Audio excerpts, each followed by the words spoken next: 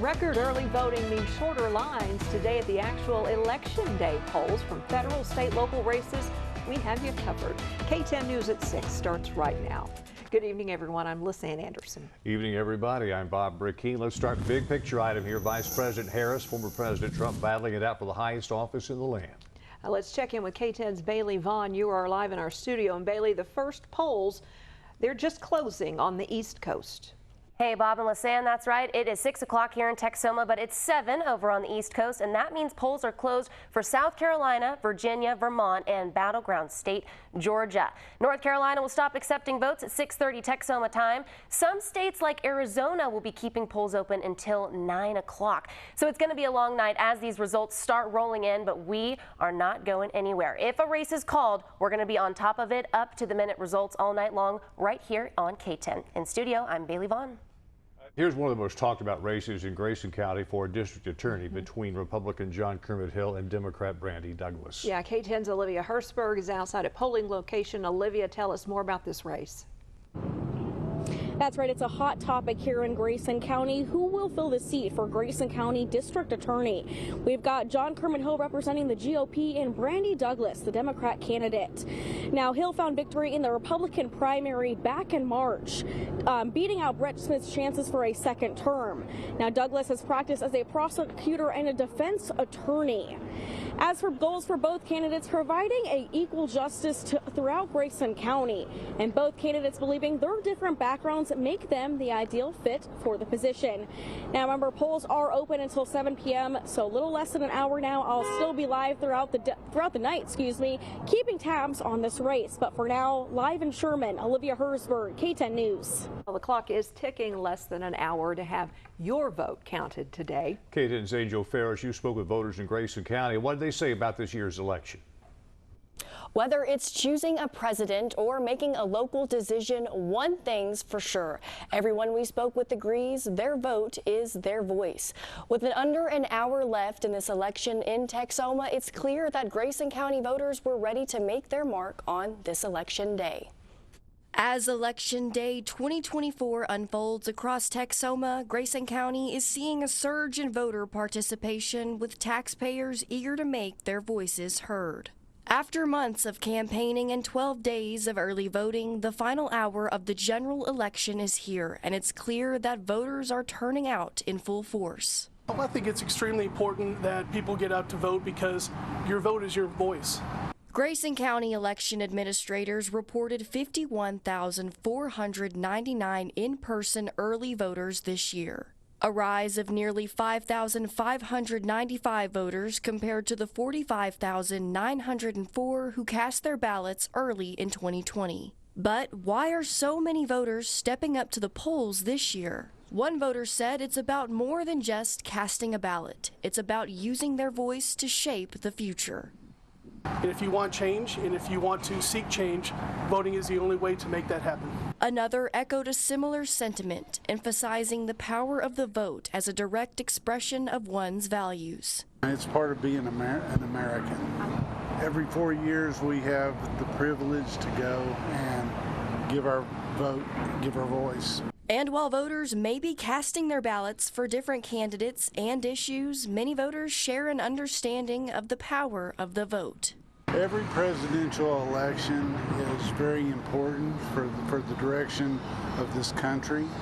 Every 4 years we have the opportunity to make a difference. Polls in Grayson County will be closing at 7, and of course, be sure to stick around for results and check our website at kten.com for any more updates. Live in studio, Angel Ferris, Kten News. Now, across the Red River, our Sooner State voters also making their ways to the poll today. Kten's Brianna Brown spoke with voters on what drew them to make their mark. It's very important that everybody vote, regardless of who they vote for. You know, I mean, it's our privilege, and we need to do it. Carter County voters made it to the polls Tuesday to cast their vote for the 2024 election. It's just amazing. The whole country has just come on board. And then there are some people who are voting for the very first time. So it's truly been that type of year when it comes to elections. Some were able to dodge the long lines, which may be a result of the record turnout for early voting. According to the Carter County Election Board, a total of 5,785 ballots were cast during early voting. I saw people that were there when the doors opened, and then I've seen people staying there till the end, coming in there. The process, especially here in Carter County, has been phenomenal. They have a great system. They had to move it from downtown to go to a local church, and that was a great idea. The election board says the early voting numbers could reflect the importance of the election, with the main focus different for each voter. There's a lot of issues at stake. There's many of them, but really the most important to me is probably our economy. I think it's went downhill in the last 4 years that I think something needs to be done. Where I work, I've asked several people, are you going out to vote? And they said they're not going to vote because they don't like any of them. And I think it's a shame because we're not here to judge personalities and vote for personalities. We're voting for the platform for what's right and what's wrong. In Ardmore, Oklahoma, Brianna Brown, Kten News. Well, it was a beautiful day to get out the vote if you were one to get in line. Texomans earned this day, too, after all the rough weather we had to sit through, Mandy. You know, it has been so active for that first full weekend of November. In fact, across the entire state of Oklahoma, 79 tornado warnings issued. A busy last few days. And thankfully, we're going to get a little bit of a break here. Going into Wednesday, sunshine, cooler with 60s on the way. And then later this week, rain ramps up again. We're watching possible record November tornado numbers. So far, at least 6 confirmed that record of 12 back from 1958. We'll see more on that in the coming days as the National Weather Service does do those damage surveys. I'll be talking about the rain later this week. Coming up, guys. Some of our southern Oklahoma sheriff's races were decided in the June primaries, while a few made it to today's general election. Kten's Alexander Porter joins us from outside a polling place in Medill with details on these races. Alexander. Bob was saying there were some sheriff's races that were decided in the June primaries. Those include Carter, Love, Atoka, and Pushmataha counties. But for Pontotoc, Cole, and Marshall counties, those sheriff's races will be finalized at some point this evening. Now in Cole County, the sheriff's candidates that are vying for that office are Republican Jason Smith and Democrat Brian Jump. And in Pontotoc County, it's between Republican Arnold Scott and Democrat Jason Potter. Now here in Marshall County, the two candidates that taxpayers are having a say on for the sheriff's office are both familiar with the inner workings of that office. Republican and incumbent Donald Yao and independent Danny Cryer. Now, this isn't the first time Yao and Cryer are facing off in the race for Marshall County Sheriff, though. In the Republican primary election in 2020, Yao beat Cryer 797 votes to 723. Since then, Danny Cryer has changed his party affiliation from Republican to independent, thus having this election today, I should say, for Marshall County Sheriff. Tonight on Kten News at 10, we'll have the results for all of these sheriff's races, and I will be speaking with the winner of the Marshall County Sheriff's race, either Donald Yao or Danny Cryer. In Medill, Oklahoma, Alexander Porter, Kten News. The Texas race drawing national attention is the race for U.S. Senate, and another on some Texomans' minds, local congressman seeking re-election. Kten's Abby Heyman joins us from a polling place in Sherman. Abby, what names will voters see on their ballots? That's right. Well, we'll start with one of the most watched races, not only in Texas, but across the whole country. The race for the U.S. Senate seat between incumbent Republican Ted Cruz and Democratic challenger Colin Allred. Now, this race is so important because it could decide which party takes control of the U.S. Senate. Right now, Democrats have the lead with 51 seats compared to Republicans' 49 seats in the Senate.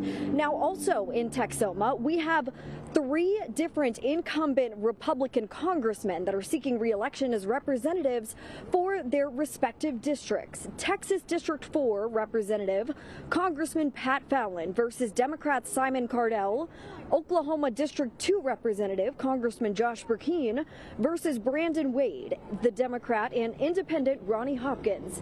And Oklahoma District 4 Representative 21-year Congressman veteran Tom Cole is going up against Democrat Mary Brannon and independent James Stacy. Make sure you stay tuned tonight to Kten News. We're going to have results, coverage, and keeping tabs on all of these races, plus minute-to-minute updates as those results come in. In Sherman, Texas, Abby Heyman, Kten News. It is one of the biggest days of the year, Election Day. Kten News is the place to be to find results from the presidential election, to district attorneys, sheriff's races. We've got you covered. We'll have live reports from both Texas and Oklahoma and up-to-the-minute results all night right here on Kten News. Obviously the talker, the presidential race. Polls are closed on the East Coast for the most part. We'll get the latest on where both candidates stand coming up. And more rain later this week. We're going to be talking totals coming up. But first, your outdoor forecast, sponsored by your neighborhood credit union.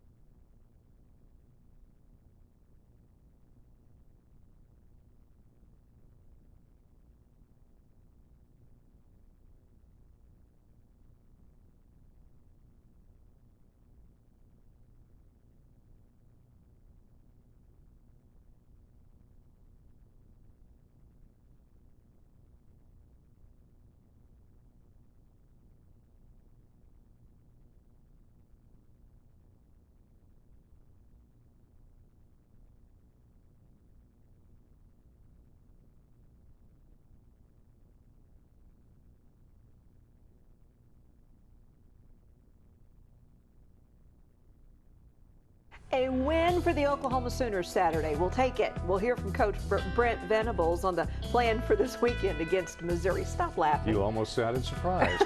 And a Medill cross-country athlete signing to run college. That's all later in sports.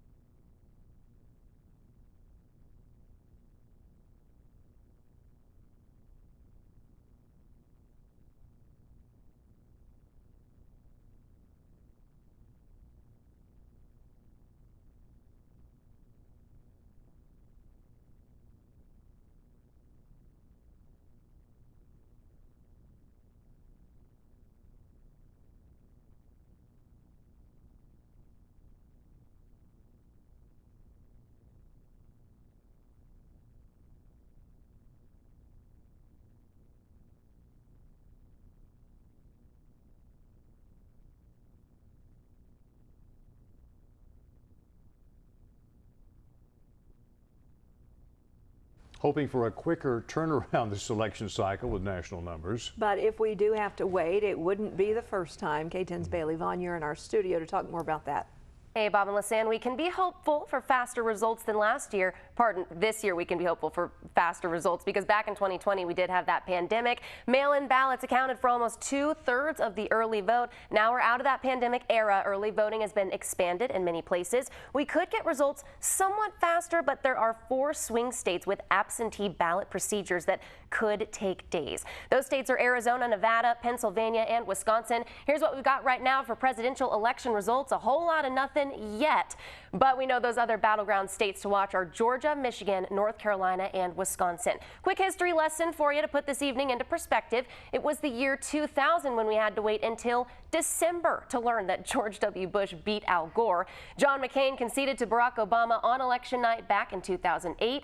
Trump learned that he won the 2016 race the afternoon after Election Day, and Biden was called as the most recent winner 4 days after Election Day in 2020. We're keeping a close eye on the race to the White House as results pour in. Doesn't matter how long that takes, we are going to have you covered. In studio, Bailey Vaughn, Kten News. Thank you, Bailey. Chilly night ahead, though. I noticed some of our reporters out there this evening had their jackets on. How low are we going to go tonight, Mandy? Well, we're going to see temperatures in the 40s by Wednesday morning. This evening, though, now that the sun has set and is setting, we're going to see temperatures quickly falling into the 50s tonight. The last glimmers of daylight there over the horizon out of our Sherman Chevrolet Cadillac Tower cam. Sure enough, already 59 degrees out there. Winds nice and light. We're going to continue cooling things off for the remainder of tonight. Low 50s by 9 o'clock. There's those west winds about 5 to 15 miles per hour. For your Wednesday forecast, about 46 degrees in the morning. Fog early, visibility dropping, all the soil moisture resulting in that.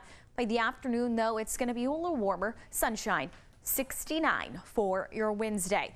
Later this week, that's when we're finally going to start to see the rain chances returning. Starting Thursday night into Friday morning. It's Friday night into Saturday morning with a 70% chance for thunderstorms, and 66 is your high temperature by Friday afternoon.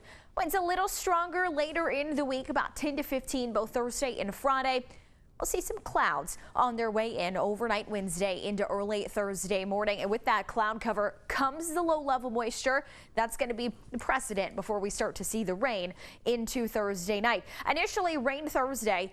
It's southwestern Oklahoma. It's out west, North Texas. Then this moves east into Thursday overnight, Friday morning. We're going to start off Friday morning with some showers, but the bulk of this rain really won't arrive until Friday afternoon. And we could have some lightning with that with your high school football games Friday night as storms spread across Texoma before ending by early Saturday morning. In terms of any severe weather, right now chances look low, but they're not zero. We'll continue to update you with that through the rest of the week. About 1 to 2 inches of rain could fall here in Texoma. We already have had a lot of rain, and so that flooding threat will be elevated there through at least Saturday morning. By Sunday, topping out at 71 degrees. We've got plenty of sunshine there for our weekend. As for tomorrow morning, a lot of 40s starting off your day. Then into the afternoon, we're going to see temperatures climbing into the upper 60s for those high temperatures. Your 7-day forecast sponsored by Get Roofed with temperatures in the low 70s by Thursday. Storms Friday. Now, weekend forecast, so a winter, especially compared to this past week. We're going to stay in the 70s for most of next week, mostly sunny skies. Lows in the 50s, mid 70s south winds. That 7-day forecast sponsored by Get Roofed. Stick with us. We've got more coming up.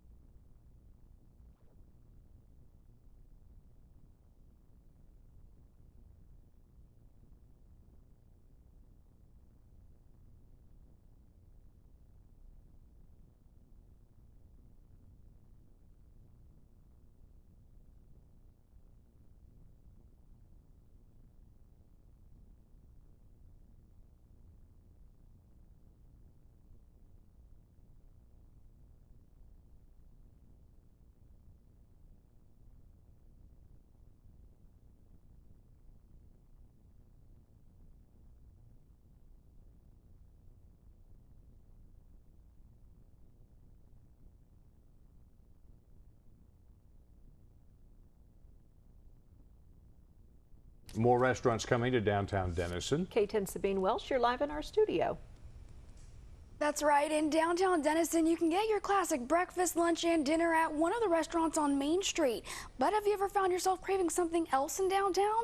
Well, staff with Denison Development Alliance are crafting up more food options to the Main Street menu, negotiating a high-end barbecue and Mexican cafe establishment to replace those closed restaurants, and working on constructing a new classic comfort restaurant, notably close to some historical Main Street buildings, all in an effort to appeal to downtown Denison's all demographics.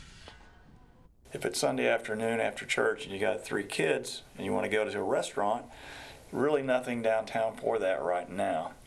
But that's one of our targets, and we've been focusing on those, making personal calls to restaurants that we visit in the Dallas area. Kai anticipates the new restaurants will also help accommodate the new growth expected to make its way to Denison. And tonight on K10 News, we'll hear what new restaurant you can expect to see in Denison by the end of this year. In studio, Sabine Welsh, K10 News. Okay, we're starting to get updates on the presidential race. Bailey, you're in our studio.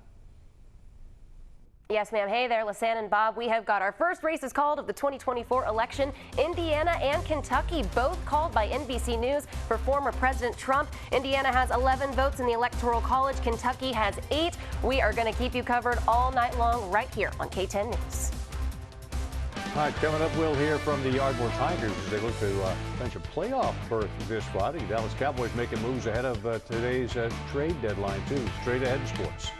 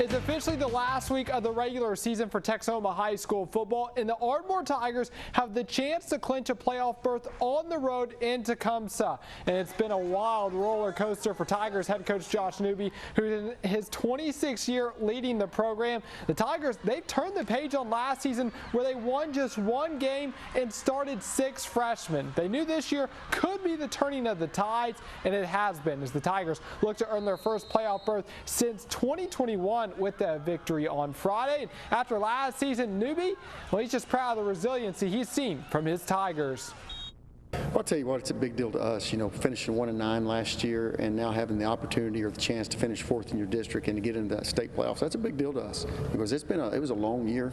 The kids did a great job in the weight room and practicing, and they fought for that. So I'm very proud of that. You know, and then last week we played Hera, and a lot was on the line for both teams, and we were able to come out on top 21-20, and the kids fought for every minute of it. Now let's run down the road to Medill, where Kaya Henry signed her letter of intent today to run cross country at Mid-America Christian. That's up in Oklahoma City. Henry was a 3-time state qualifier at Medill, and now she gets to do something that she spent a lifetime working towards. Like first grade, I started running, and after that I was like, I want to be a coach. I want to do this forever, basically. And I've just hoped that someday someone would ask me to go run for them.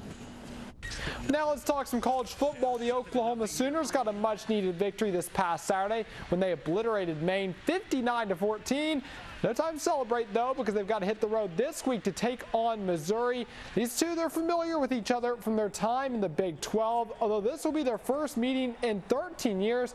Tigers, they've been on a roll as of late, currently sitting at 6-2. But Brent Venables and company, they're ready for the challenge. This is a really good football team that finished 6-2 in the conference last year, and so it would be a great opportunity, for us. But nothing going to be easy about it, and putting together a game plan that gives us a chance to be successful. But you want that for your players, you want that for your program, you want that for your staff. The success and the victory that comes from all the hard work that you put into a season and into a game week. It's no secret this year has also not been great for the Dallas Cowboys, but ahead of this afternoon's trade deadline, they made a move to help the offense, acquiring receiver Jonathan Mingo and a 7th-round pick for the Panthers in exchange for a 4th-round pick. Mingo was a 2nd-round selection last year. He's got 12 catches for 121 yards so far this season. Coming up tonight at 10, we got more Texas high school volleyball highlights for you, so make sure to tune in then. But for now, Mandy's got a final look at your forecast coming up after the break.